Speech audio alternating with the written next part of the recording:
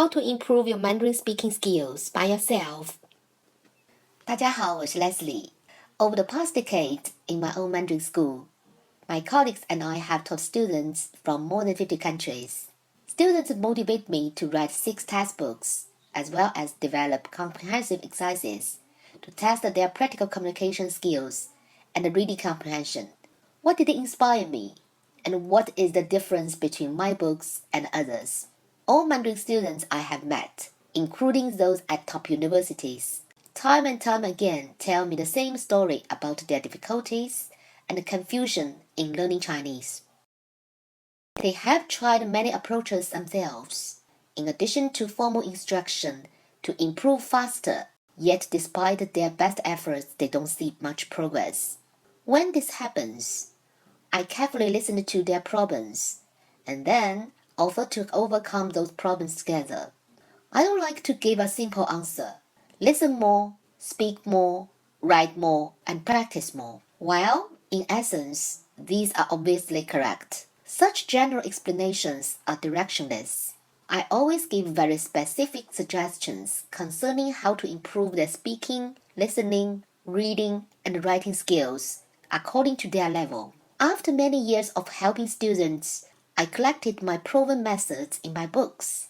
I'm now going to be sharing my methods here. No matter if you're just starting on your Mandarin journey or you have made some progress and perhaps stalled, with my method, you can make rapid progress without time-consuming detours. Today, I give advice on improving Mandarin speaking that is the most annoying issue for all students, from beginner to advanced level. Following method and the curriculum I have developed, my students feel that they are improving their Chinese communication skills very progressively and quickly. They have 3 criteria to define quick progress. 1. Effective study. They can freely create Chinese expressions themselves well beyond what they learned in class by applying the principles they have been taught. 2. Confident communication. No matter if they are a beginner, intermediate, or advanced student, they are not afraid to communicate directly with Chinese people. 3. Practical communication. They can express their own ideas in Chinese freely and accurately, anytime and anywhere. If there are some Chinese words they don't know, they know how to explain their meaning with the knowledge and vocabulary they do know. To summarize, my students have confidence in managing their Mandarin speaking effectively, no matter what kind of situation they encounter. My students also have a special ability that students from other schools don't have. They know for themselves what is wrong with their expression, and they can correct their own grammar without native speakers having to point out their mistake. Many Chinese people who talk to them think it's amazing.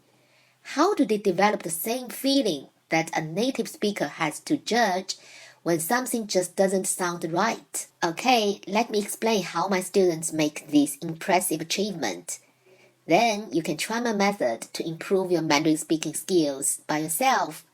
If you don't have a practice partner or you don't speak Chinese confidently in public, I believe that every student knows that when learning and mastering a language, they should go from mastering the easy to the difficult.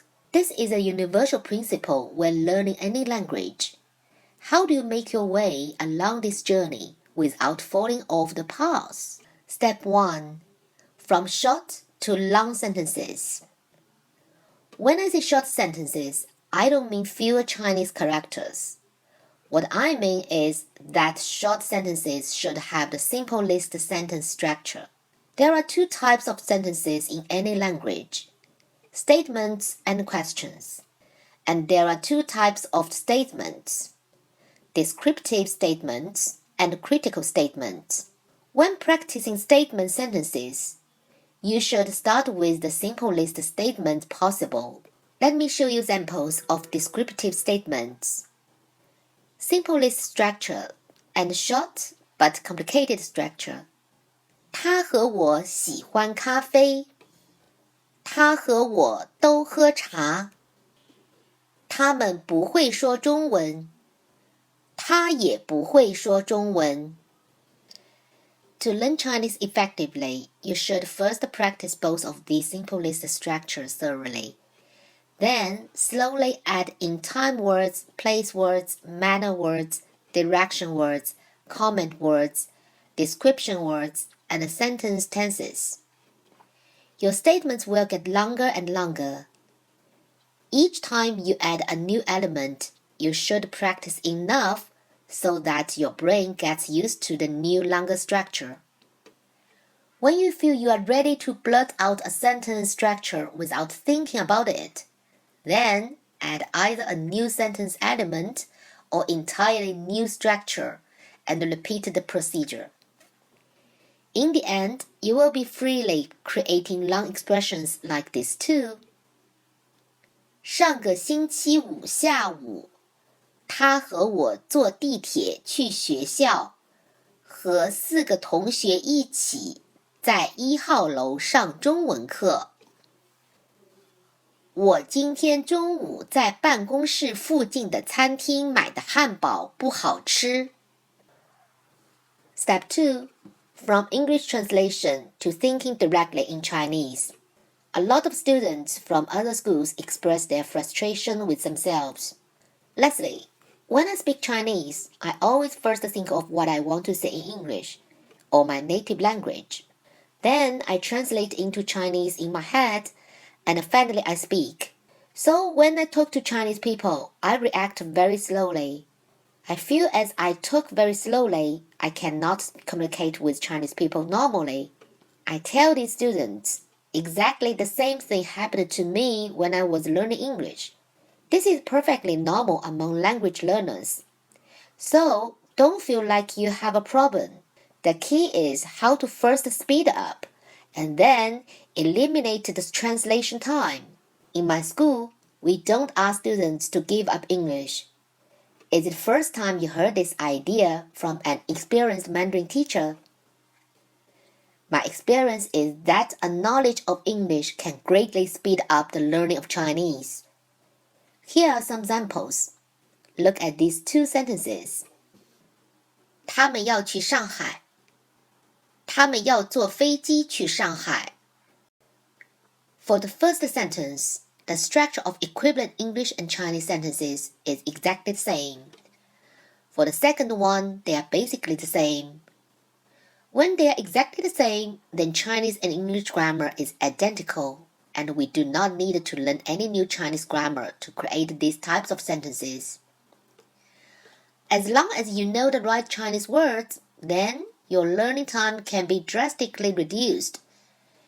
If there is some order difference between the Chinese and the equivalent English sentence, then it indicates the Chinese expression has different logic. Here, we should study the way Chinese think. That is the logic of Chinese people to understand why the order is different, instead of reciting very theoretical and abstract grammar rules. In this way, we can again leverage our existing knowledge to create the Chinese expression effortlessly. Not to mention that grammar study is pretty boring and completely inefficient. When I teach in classes, I always stress that Chinese grammar is not a set of rules. It reflects a way of thinking. Humanity basically have common ways of thinking about the world, which cut across language and culture. We may sometimes forget these in the modern world, but fundamentally we all know them. I explain to my students why the Chinese sentence order is always logical, based on these deeply intuitive ways of thinking that we share. Once my students appreciate this, they can always follow the logic of why Chinese place the words in the order they do, even if in English or their own language, a different order is used. Indeed, they routinely conclude that the Chinese word order is often very logical. Thus, they can solve the grammar of Chinese sentences without having to memorize any grammar rules, thereby creating confidence in their Chinese expression construction, coupled with an inherent ability to feel when they have used the wrong order, since it will be inconsistent with the underlying logic we all already know. Let me show you an example from one of my online courses. Look at this example. When I introduce my nationality, I can say I am Chinese. 我是中国人 or I come from China or I come from Shanghai. I can use these two expressions for my nationality. If we do word-by-word translation, we can get this sentence. This English sentence in Chinese order. 我来从上海. But if we check the Chinese sentence, completely Chinese sentence, we get the order. 我从上海来. So you can see the position of the 来 in sentence totally different. So Chinese people say, I from Shanghai come. So what's wrong with this? So you can see these two sentences, they're all the words order different. Of course, this is not long sentence. If you want, you can memorize the sentence easily. But you also miss good opportunity to understand Chinese logic or Chinese thinking way. Now I'm going to explain this. Look at this. I gave you the logic is if we have several verbs in one sentence, we get subject plus verb 1 and object 1. Verb 2, object 2. Verb 3, object 3. What does it mean? For example, I will go to school and meet my friend and have lunch together. So you can see, go to school, meet my friend, have lunch together. That's 3 actions. So one by one. Between the actions, we shouldn't put any and. I already explained in several classes ago. So it means when you make this long sentence, you needn't worry how to organize the words. Just think each individual part. Just describe one by one. Yeah?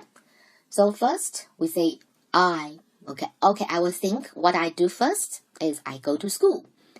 Then, after I describe it, and I start the second one, is I meet my friend. After this, you can say, I have lunch with them. So you can see you needn't do long preparation in your mind in advance. You just say it because each one is short. So people can make short expression easily, just one after one. So look at this example. We will compare English order and Chinese order. So we need to analyze each sentence. Then we check the difference of the expressions. We analyze first one, which one is action 1, action 2, and action 3. So she goes to school by metro and meet friends. So you think which one is first? You need to take metro first. Then you can go to school. Finally, you meet your friend. So Chinese order, it should be 1, 2, 3, but English is 2, 1, 3. Same, let's check the one more. I go to office by taxi. Action 1, take taxi, of course. Then I can go to school. If we just check that another sentence in English expression is more clear, and I take that taxi to the office, right? But if we do by taxi, we need say first as the action 1. Then this is more logical. You may say, well, simple sentences might be like this, but what about more complex sentences? In fact, complex sentences are made up of simple sentence structures. You simply need to break up long sentences into shorter building block sentences, and these always follow the basic logical rules. Step 3. The most important point in English translation practice. Let's still use the example I said before. 上个星期五下午，他和我坐地铁去学校，和4个同学一起在1号楼上中文课。What did you see? Does it still use my principle explained in the video? Combining the above two methods, we conclude that by virtue of your existing English grammar and logical knowledge, you can quickly begin creating many expressions in Chinese. So, as long as you remember the needed Chinese words and practice using different Chinese sentence structures, you can express a lot in Chinese with very little book study. When you learn a new Chinese sentence structure, you can practice by translating an equivalent English sentence. But there is a crucial point in practicing your English translation to Chinese. You must read the English sentence first and then say it in Chinese immediately, instead of translating it by writing down the translation word by word. After you check your Chinese translation, you can write it down, but only afterwards. If you write your Chinese translation first, you won't be able to improve the speed of your Mandarin speech quickly.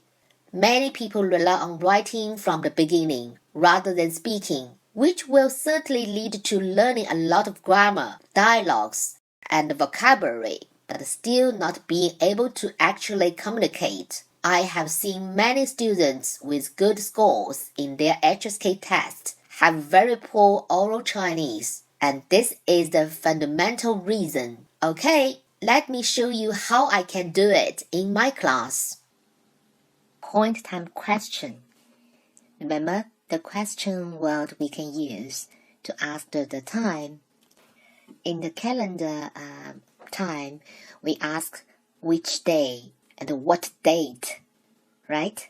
So 几月几号, and the general one is 什么时候,哪天. Now let's just use these words to translate these 10 sentences. 我给你10个句子，你可以慢慢做. You can do slowly.